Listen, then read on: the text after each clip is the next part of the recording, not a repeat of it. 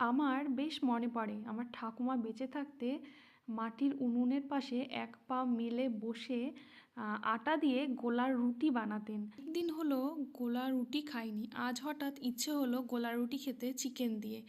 তো চিকেন কারিটা রান্না করার জন্য আমি এখানে বোনলেস চিকেন নিয়েছিলাম, আর যেগুলো মশলা লাগে পেঁয়াজ রসুন আদা এই সমস্ত দিয়ে একটু ফ্রাই করে একটু কষা কষা করেছিলাম, যাতে কোনো রকম ঝোল ছিল না।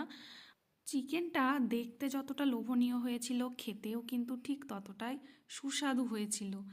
আর গোলা রুটির জন্য আমি আটা জল দিয়ে মেখে নিয়েছিলাম একটু নরম করে, মানে রুটিতে আটা মাখানোর জন্য যেমন ডোটা করা হয় একটু শক্ত, তার থেকে বেশ খানিকটা নরম করে আটা মাখিয়ে নিয়ে তারপর একটু তেল ব্রাশ করে গোলা রুটিটা দিয়েছিলাম। ফার্স্ট টাইম ট্রাই করেছিলাম, ওই জন্য একটু নার্ভাস ফিল করছিলাম কি হবে জানি না, আদৌ উঠবে কি না কড়াই থেকে। তবে না, প্রথমবারের তুলনায় তার ফলাফলটা বেশ ভালোই হয়েছিল। তো এই ছিল আমার ডিনারের মেনু, গোলা রুটি সঙ্গে চিকেন কষা আর পনির মটরশুঁটি দিয়ে একটা তরকারি।